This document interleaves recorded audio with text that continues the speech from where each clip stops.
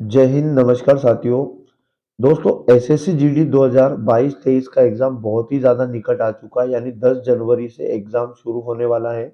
इसके लिए हमने 20 टॉप अति महत्वपूर्ण प्रश्नों की सीरीज चालू की थी, जिसका आज हम लोग 20वां पार्ट डिस्कस करेंगे। दोस्तों, यकीन मानिएगा साथियों, इस सीरीज से हर एक शिफ्ट में काफ़ी क्वेश्चन छपने वाले हैं। प्रतिदिन इस सीरीज के साथ जुड़ जाइएगा और याद रखिएगा, अति महत्वपूर्ण टॉप क्वेश्चन है दोस्तों। कंप्लीट जीके का रिवीजन आप लोगों का होने वाला है। तो दोस्तों, समय ना गवाते हुए चलते हैं आज के पहले प्रश्न पर। और आज मैं बता दूं आप लोगों को, आज का पहला प्रश्न शुरू करने से पहले वीडियो को एक बार लाइक कर दें और उसके बाद दोस्तों के साथ शेयर कर दें। दोस्तों, चैनल को सब्सक्राइब नहीं किया तो जरूर कर ले। इससे जब भी हमारा कोई वीडियो आएगा उसका नोटिफिकेशन आपको तुरंत मिल पाएगा। तो पहला क्वेश्चन है दोस्तों, सूफी परंपरा में पीर से क्या आशय है? अति महत्वपूर्ण है दोस्तों, सारे क्वेश्चन, एक एक क्वेश्चन बहुत महत्वपूर्ण है। 4 ऑप्शन आप लोगों को दिए गए हैं, हमें बताना है सूफी परंपरा में पीर से क्या आशय है दोस्तों। तो मैं आप लोगों को बता दूं, सूफियों का गुरु, यानी इससे अगर बात करें तो बी वाला सही जवाब आ जाएगा। सूफियों का गुरु दोस्तों, सूफी परंपरा में पीर से आशय है। आगे आप अति महत्वपूर्ण जानकारी समझिएगा। सूफी परंपरा में पीर से आशय दोस्तों गुरु है, और अगर पूछ ले मुरीद से क्या आशय है तो आपको बताना शिष्य। दोस्तों, गुरु अथवा पीर एवं उसके शिष्यों अथवा मुरीदों के बीच का संबंध सूफी ग्रंथ, सूफी पंथ का एक महत्वपूर्ण भाग है। ये जानकारी दिमाग में छाप के रखना है। एक एक जानकारी बहुत अति महत्वपूर्ण है साथियों। आगे बढ़ जाते हैं, पूरे वीडियो को अंत तक देखा करें दोस्तों। पता नहीं कौन सी जानकारी कहाँ छप जाएगी। और मैं आपको बता दूं, एग्जाम के अंदर एक एक पॉइंट ऑफ व्यू से क्वेश्चन बहुत ज्यादा इंपॉर्टेंट होता है। याद रखिए, अगला क्वेश्चन, हर्षचरित के लेखक कौन है? अति महत्वपूर्ण जानकारी है दोस्तों। सही जवाब हो जाएगा बाणभट्ट, ए इसका राइट आंसर हो जाएगा। आगे मैं आप लोगों को बता दूं कि बाणभट्ट दोस्तों हर्षवर्धन के दरबारी कवि थे। ये भी दिमाग में छाप के रखना है। अगले क्वेश्चन पे आ जाते हैं हम लोग। मिलिंद पानो क्या है दोस्तों? तो याद रखिएगा, जो मिलिंद पानो है दोस्तों, बौद्ध पाठ है। 4 ऑप्शन में से मैं आपको ऑप्शन बोलने में दोस्तों टाइम लगता है। तो मिलिंद पानो बौद्ध का एक पाठ है। आगे अगर मैं बात करूं आपसे, मिलिंद पानो एक बौद्ध पाठ या ग्रंथ है दोस्तों, जो इंडो ग्रीक शासक मिनेंडर एवं बौद्ध भिक्षु नागसेन के संवाद के रूप में रचित है। तो ये जानकारी आपको याद रखिएगा दोस्तों, एग्जाम के अंदर सीधे छपेगी। आगे बात करते हैं नेक्स्ट। तो भारतीय संविधान की समवर्ती सूची की धारणा किस देश के संविधान से ली गई है? समवर्ती सूची की धारणा किस देश के संविधान से ली गई है? तो याद रखिएगा साथियों, इसका सही जवाब हो जाएगा ऑस्ट्रेलिया। यानी कि ऑस्ट्रेलिया देश से संविधान की समवर्ती सूची की धारणा ली गई है, यानी कि सी इसका राइट आंसर हो जाएगा। आगे आपको क्या याद रखना है, वर्तमान में समवर्ती जो सूची है दोस्तों, उसमें 52 विषय हैं। ये जानकारी छाप के रखना है। आगे आ जाते हैं नेक्स्ट क्वेश्चन की ओर। दो नदियों के बीच की उपजाऊ भूमि को क्या कहते हैं? तो इसका जो सही जवाब हो जाएगा सी वाला ऑप्शन हो जाएगा। यानी दोस्तों, दो नदियों के बीच की उपजाऊ भूमि को दोआब कहते हैं। आगे समझिएगा दोस्तों आप, अति महत्वपूर्ण जानकारी, जल विभाजक। ऑप्शन नंबर बी में दिया जल विभाजक। तो दोस्तों, जल विभाजक वह क्षेत्र होता है जो जल के प्रवाह की दिशा को विभाजित करता है। अगला ऑप्शन आपको दिया था तराई क्षेत्र। दोस्तों, तराई क्षेत्र दलदली मैदान को कहते हैं। और जल संभर आप लोगों को दिया गया था। तो याद रखिएगा, जल संभर जल के संरक्षण एवं प्रबंधन की एक विधि है। ये अति महत्वपूर्ण टॉप क्वेश्चन है दोस्तों। सभी क्वेश्चन एग्जाम के अंदर छप सकते हैं। आगे यदि बात करें तो निम्न में से अफ्रीका का कौन सा देश ओपेक का सदस्य नहीं है? OPEC very most IMP star question है, छाप के रखिएगा ओपेक। तो दोस्तों, दक्षिण अफ्रीका जो है ओपेक का सदस्य नहीं है। अब आप समझिएगा दोस्तों, ओपेक एग्जाम में पूछता है ओपेक का फुल फॉर्म बताइए। तो organisation of petroleum exporting countries. दोस्तों, याद रखना, ओपेक जो है, याद रखिएगा, ओपेक पेट्रोलियम निर्यातक देशों का संगठन है। और ओपेक का मुख्यालय अगर पूछा जाए तो वियना बताना ऑस्ट्रिया में है साथियों। और वर्तमान में ओपेक के कितने देश सदस्य हैं? याद रखिएगा 13। अब आप समझिएगा दोस्तों, ओपेक के 13 सदस्य देश कौन से हैं, क्योंकि एग्जाम में कौन से हैं या नहीं है ऐसा पूछा जा सकता है। याद रखिएगा Iran, Iraq, Kuwait, Saudi Arab, Qatar, संयुक्त अरब अमीरात, Angola, Algeria, Libya, Nigeria, Ecuador, Venezuela, Indonesia. Indonesia दोस्तों नया सदस्य है। याद रखिएगा पूछा जाए ओपेक का नया सदस्य देश कौन सा है, इंडोनेशिया बताइएगा। आगे बढ़ जाते हैं नेक्स्ट जानकारी की ओर। अगला क्वेश्चन है, इनमें से कौन हार्डवेयर नहीं है? दोस्तों सॉफ्टवेयर और हार्डवेयर। हार्डवेयर में आपको बता दूं, कंप्यूटर के वे सभी सामान दोस्तों जिनको हम टच कर सकते हाथों से, उन्हें हार्डवेयर कहते हैं। हमसे क्वेश्चन में पूछा हार्डवेयर क्या नहीं है? दोस्तों हार्डवेयर, मॉनिटर तो हार्डवेयर रहेगा क्योंकि मॉनिटर को हम हाथ से छू सकते हैं, कीबोर्ड भी हार्डवेयर है और प्रिंटर को भी हाथ से छुआ जा सकता है। दोस्तों जो फाइल है दोस्तों ये हार्डवेयर नहीं है।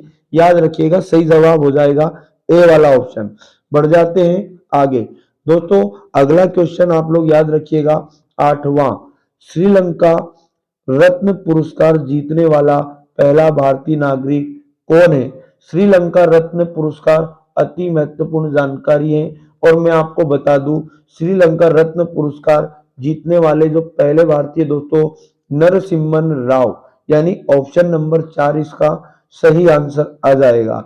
आगे यदि हम बात करें अति महत्वपूर्ण, तो याद रखिएगा एक भारतीय पत्रकार का नाम है दोस्तों नरसिम्हन राव, जिन्होंने 2012 तक द हिंदू एमडी के रूप में भी कार्य किया।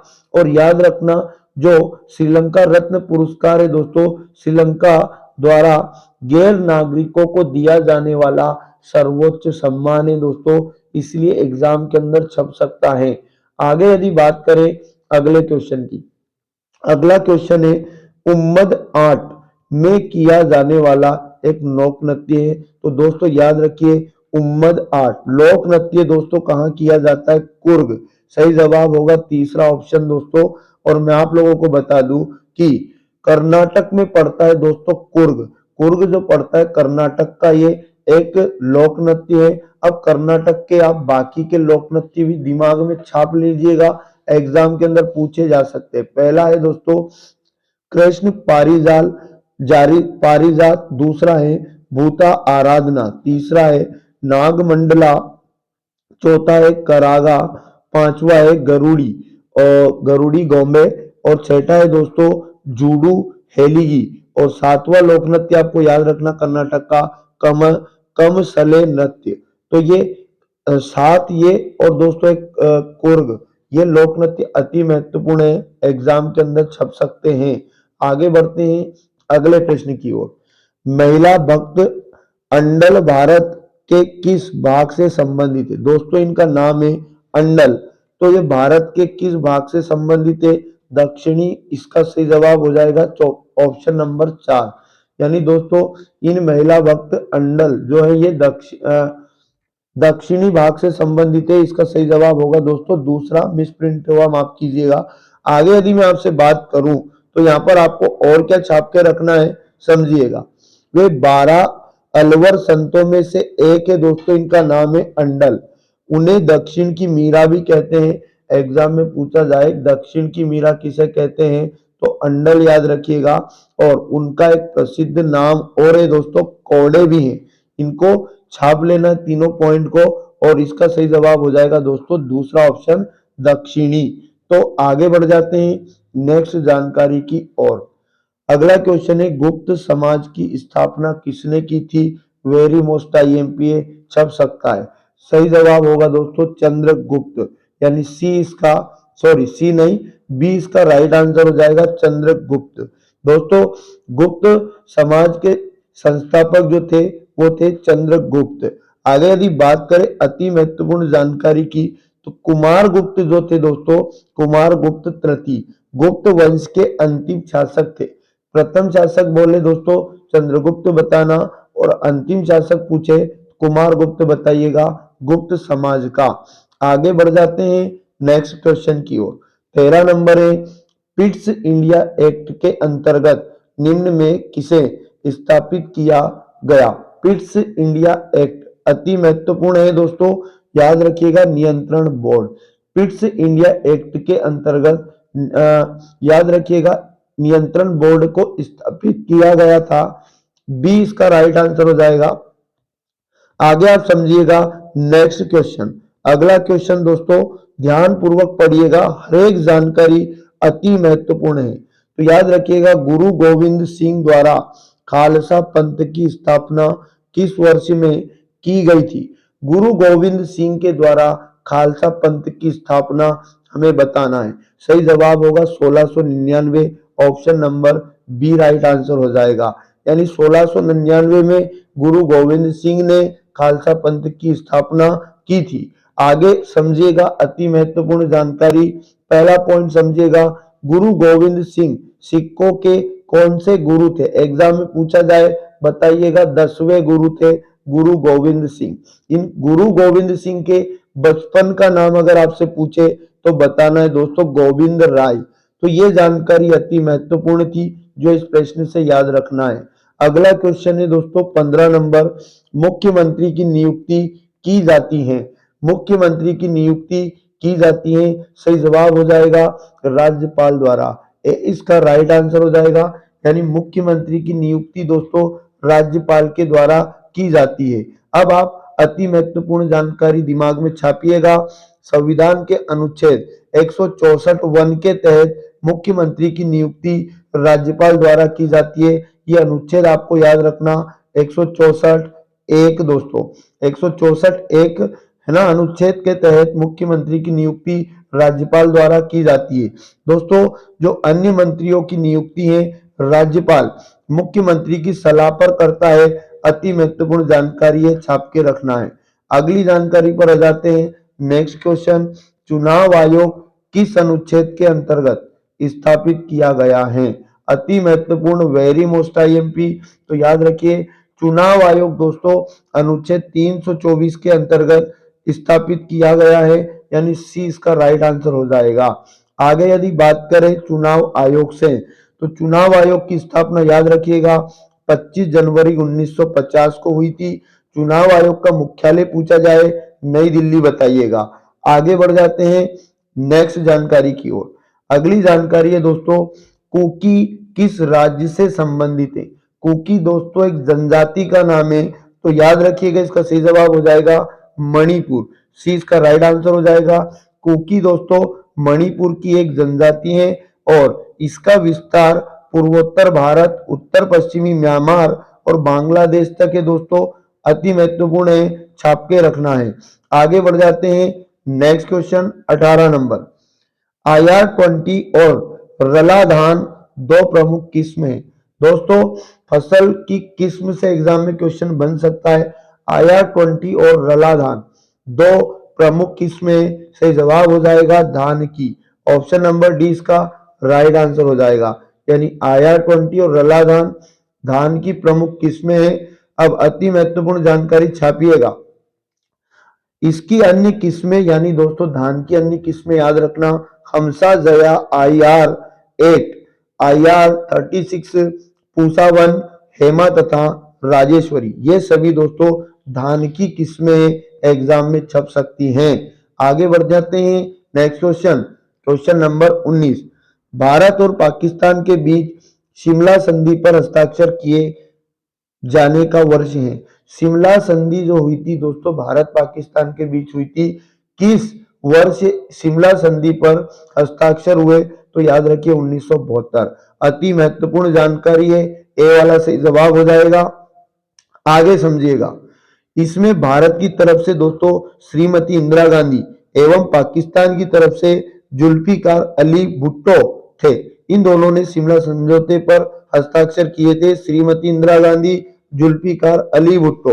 तो ये दोनों नाम भी आपको छाप के रखना है। आज का वेरी मोस्ट आईएमपी और लास्ट क्वेश्चन दोस्तों एग्जाम में छपने वाला, गारो खासी पर्वत श्रृंखला किस भारतीय राज्य में है? इसका राइट आंसर हो जाएगा दोस्तों मेघालय। यानी मेघालय में है गारो खासी गारो खासी पर्वत श्रृंखला। अब आगे वेरी मोस्ट टाइम भी जानकारी समझिएगा दोस्तों। गारो खासी और जयंतिया पहाड़ियां भी हैं दोस्तों, मेघालय में। इन पहाड़ियों का नाम विशेष रूप से उस क्षेत्र में पाई जाने वाली जनजातियों के नाम पर रखा गया है। ये जानकारी भी आप याद रखना, एग्जाम में आ सकता है दोस्तों। गारो खासी जयंतिया जनजाति कहाँ पाई जाती है तो भी मेघालय बताना है। और दोस्तों मेघालय से एग्जाम में क्वेश्चन बन सकता है, पूर्व का स्कॉटलैंड किसे कहते हैं, तो मेघालय आपको छाप के रखना है। तो दोस्तों ये थे आज के टॉप अति महत्वपूर्ण प्रश्न जो एग्जाम के अंदर छप सकते हैं। तो ध्यानपूर्वक पूरा वीडियो देखा करें। वीडियो अच्छा लगता है दोस्तों लाइक शेयर जरूर किया करें, और चैनल यदि सब्सक्राइब नहीं किया तो जरूर कर ले दोस्तों। अभी बहुत शानदार और भी वीडियो अपलोड होने वाले हैं जिनका नोटिफिकेशन आपको सबसे पहले मिल सके। मिलते हैं दोस्तों पुनः नेक्स्ट पार्ट में। जय हिंद जय भारत।